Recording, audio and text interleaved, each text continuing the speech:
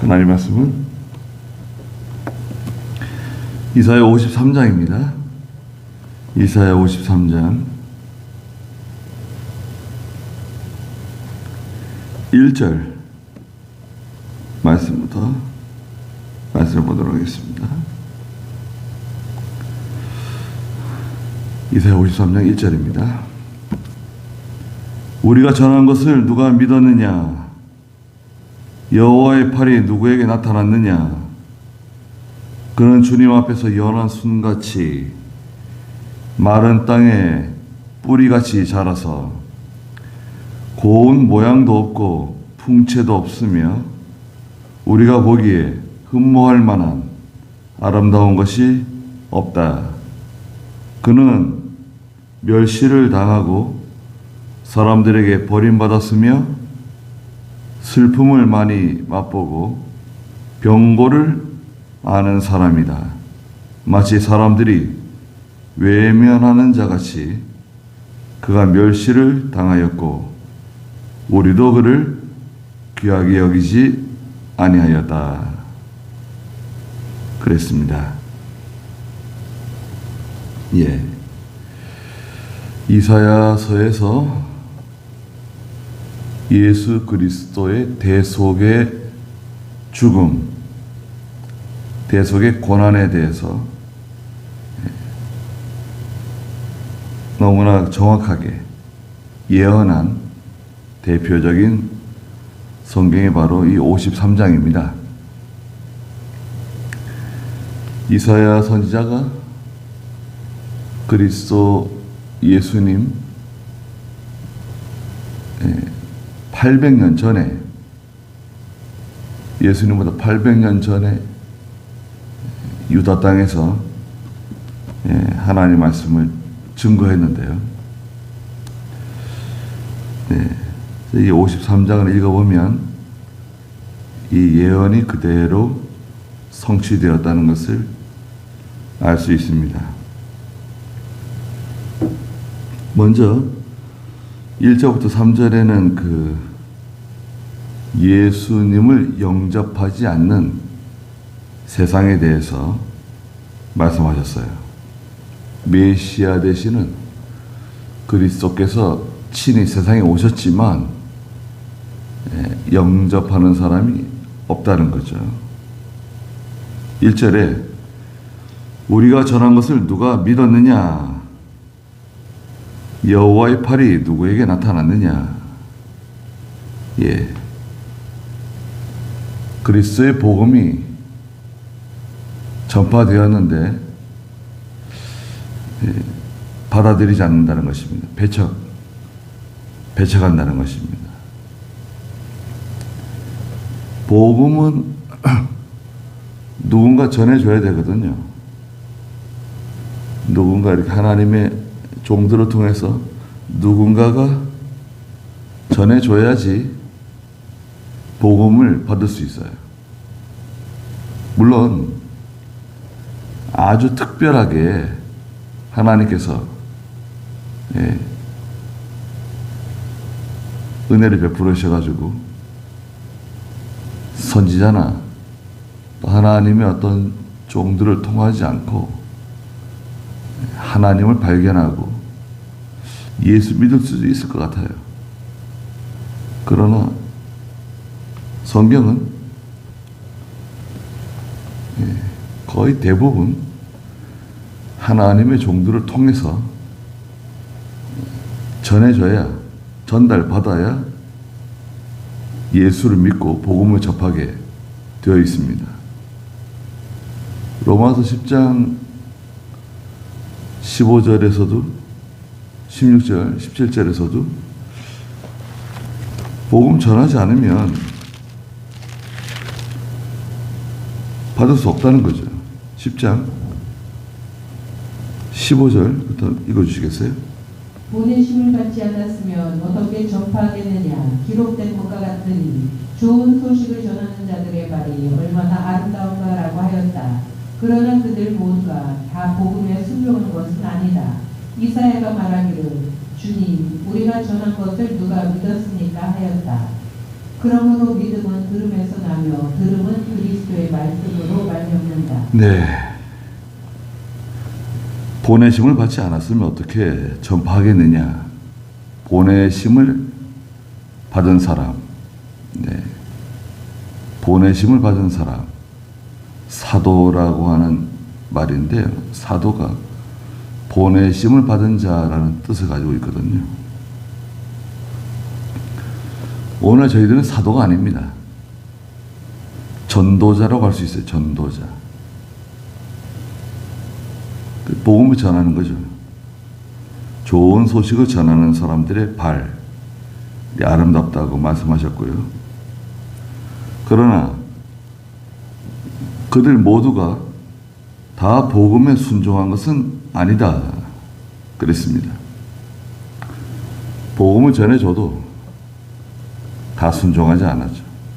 영접하지 않았습니다. 주님, 우리가 전한 것을 누가 믿었습니까? 그랬습니다. 믿지 않았다는 것입니다. 복음을 전해줬지만 믿는 사람이 많지 않고 또 믿고 영접했어도 순종하는 사람들이 또 많지 않습니다. 점점 이게 문이 좁아져요. 점점 문이 좁아져가지고 이병희 목사님도 내가 부지런히 열심히 가르치긴 가르쳤는데 가르친 대로 하는 사람이 많지 않다는 거예요. 그렇지 않습니다, 목사님. 가르친 대로 많이 하고 있습니다. 제가 그렇게 말씀드렸는데 좀 서운한 마음이 드신 것 같아요. 부지런히 열심히 가르쳤는데 가르친 대로 하는 사람이 많지 않다는 거예요. 우리가 전한 것을 누가 믿었느냐? 여호와의 팔이 누구에게 나타났느냐? 하나님의 도우시는 팔이에요. 능력의 팔입니다. 구원하시는 팔이에요. 여호와의 팔이 누구에게 나타났는가?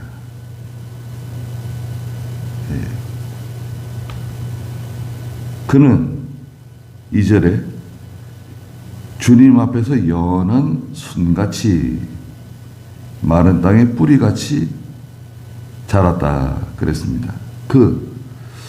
그가 누구냐? 이제 이게 문제예요.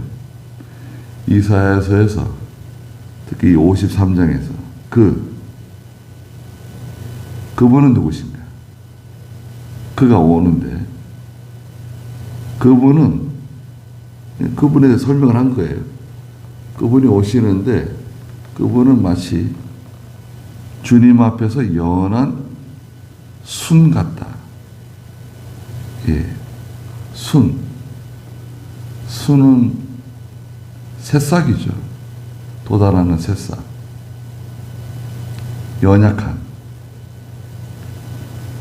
연약하지만 그 속에 생명의 역사가 있는, 새 생명의 역사가 있는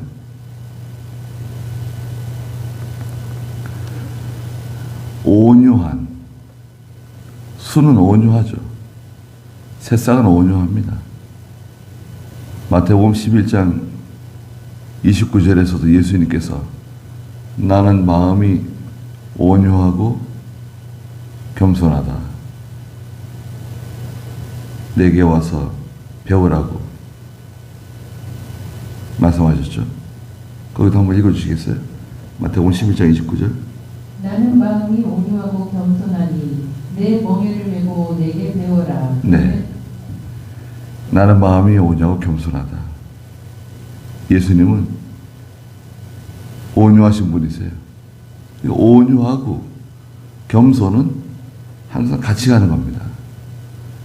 겸손한 사람은 온유한 사람이고 온유한 사람은 겸손한 사람이라고 할 수 있어요.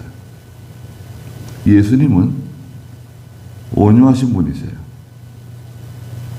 연은 순 같은 분이신데 그 속에 새 생명의 역사가 있다. 그리스도의 세계는 새 생명의 역사가 있는 세계다. 또 마른 땅에 뿌리같이 자라서 그랬어요.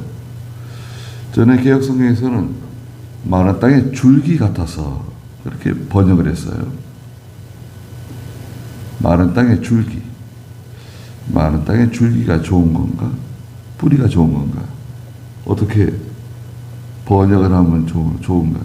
그 원래 그 원문은 뿌리인데 뿌리. 뿌리를 번역하는 게 제일 좋은 것 같아요.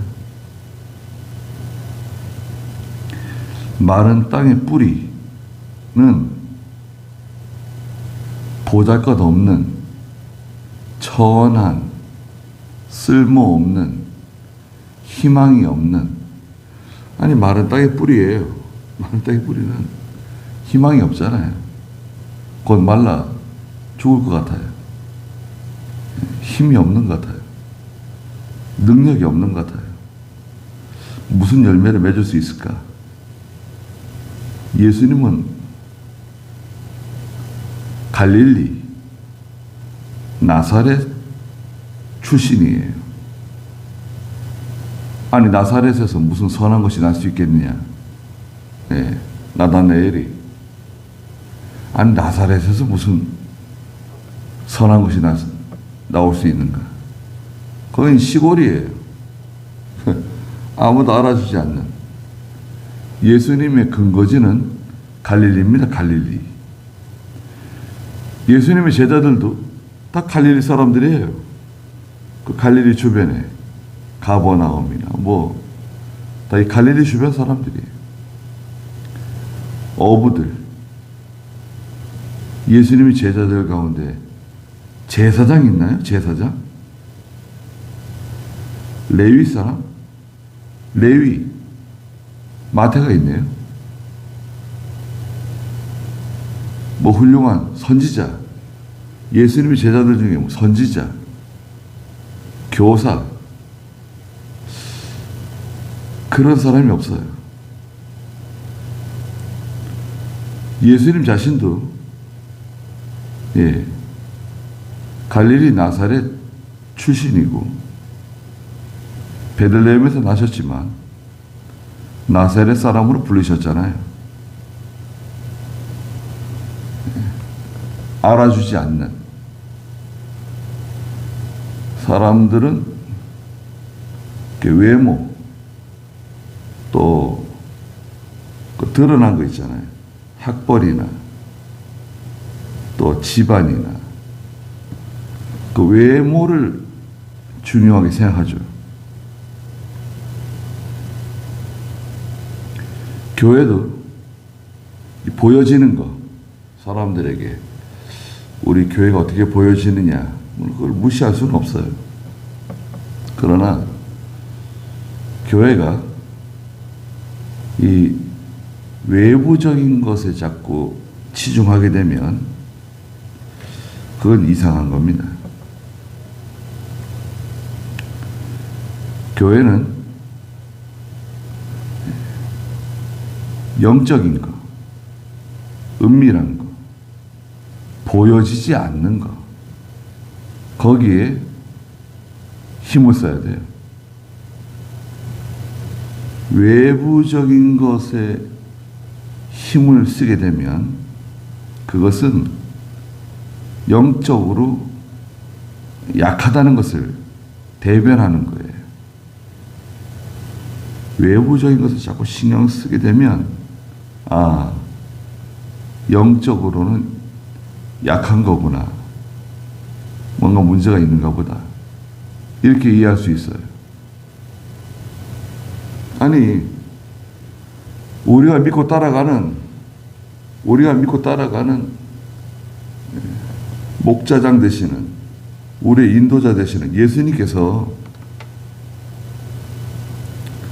연한 순 같고 마른 땅에 뿌리 같은 분이세요. 예. 보여지는 게 아니에요. 그래서 그분은 고운 모양도 없고 풍채도 없으며 우리가 보기에 흠모할 만한 아름다운 것이 없다. 마치 이사야가 예수님을 직접 보면서 기록한 것처럼 느껴질 정도예요.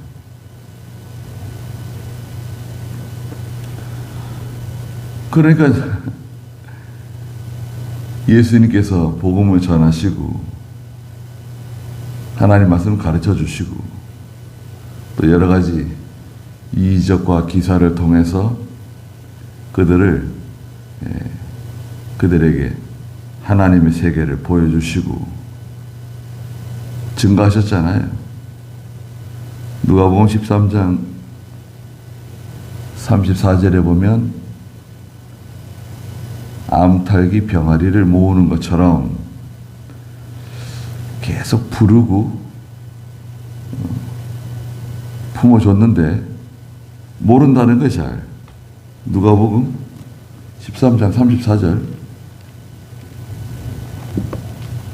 예루살렘아 예루살렘아 선지자들을 죽이고 내게 파송된 자들을 돌로 치는 자야, 암탉이 자기 병아리들을 그 날개 아래 모으려 하는 것과 같이 내가 몇 번이나 내 자녀들을 모으려 하였느냐. 그러나 너희는 원치 아니하였다. 네. 예루살렘아 예루살렘아 선지자들을 죽이고 내게 파송된 자들을 돌로 치는 자야. 예루살렘이 그랬죠. 유다 백성들이 그랬습니다. 암탉이 자기 병아리들을 그 날개 아래 모으려 하는 것과 같이 내가 몇 번이나 네 자녀들을 모으려 하였느냐. 그러나 너희가 원치 아니하였다.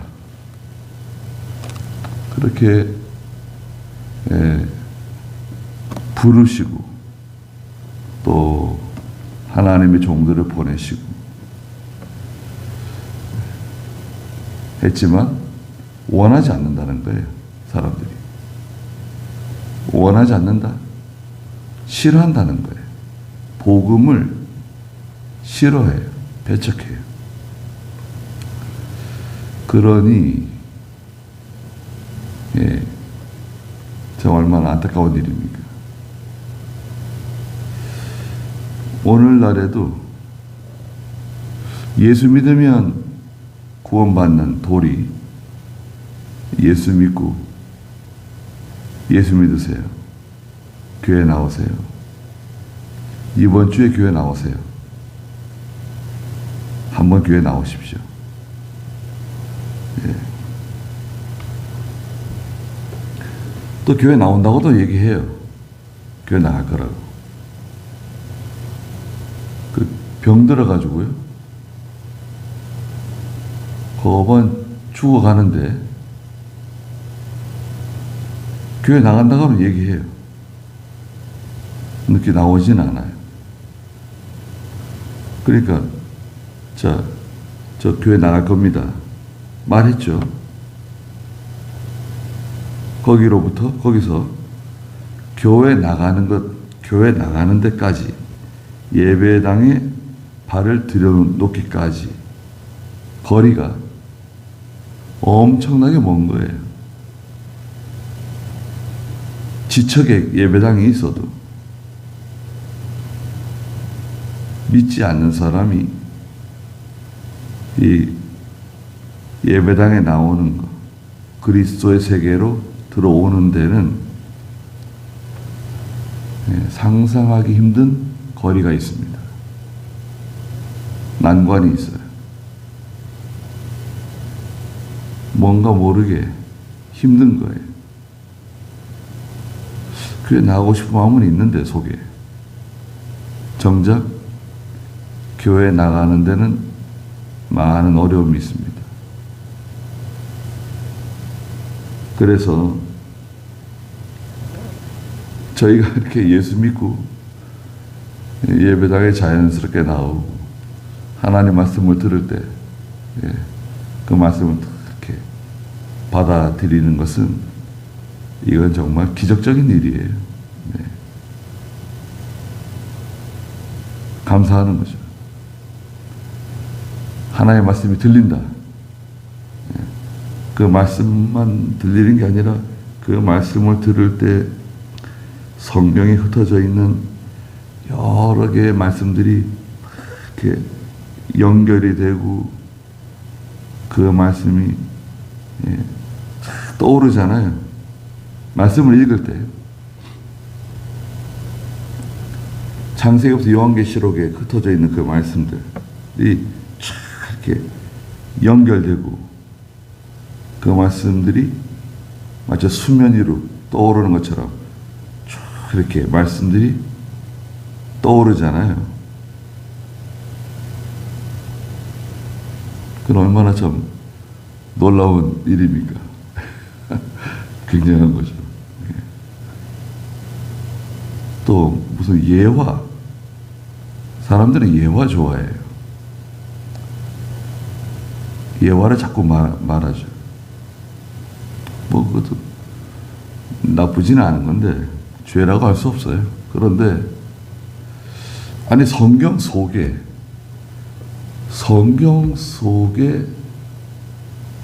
예화가 다 있잖아요. 창세기 1장부터 시작해서 요한계시록 마지막까지 그 속에 성경 속에 있는 예화를 들 수 있잖아요. 다른 거 얘기하지 말고 성경에서 성경까지 예수님은 사람들에게 보여지는 거 중요하게 생각하지 않으신 것 같아요. 고운 모양도 없으셨고 무슨 풍채도 없으셨던 것 같아요. 우리가 보기에, 사람들이 보기에 흠모할 만한 아름다운 것이 없다. 그런 분이셨어요. 이것은 다른 말로 말하자면 생명의 세계, 생명의 역사는 드러나지 않는다는 거예요. 마태복음 12장 19절에 생명의 역사는 조용하다. 조용해요. 마태복음 12장 19절. 그가 다투지도 않고 외치지도 않을 것이니 거리에서 아무도 그의 음성을 듣지 못할 것이다. 네. 생명운동의 특징이에요. 특징. 생명운동의 특징이 뭐냐? 그분은 다투지도 않고 외치지도 않을 것이니 거리에서 아무도 그의 음성을 듣지 못할 것이다. 은밀성. 땅 속에서 씨앗이 발화가 되어가지고 올라오는데요. 조용합니다. 들리지 않아요. 엄마 뱃속에서 아이가 자라는 거 들리지 않아요. 생명의 역사는 그 속에서 일어나는 아주 은밀하고 또 매우 조용한 생명의 역사. 성령께서 우리 속에 들어오실 때 무슨 소리 내면서 들어오시는가요? 내가 네 속에 들어간다 그러면서 막 우당탕탕 소리 내면서 성령께서 들어오셔가지고 자리를 잡고 거하시는가요? 그렇지 않아요. 스펀지에 물이 스며드는 것처럼 성령께서 우리 속에 들어오시고 또 성령께서 우리 속에서 역사하시는 것, 감화 감동, 인도 주장하시는 역사조차도 아주 은밀하고 조용합니다.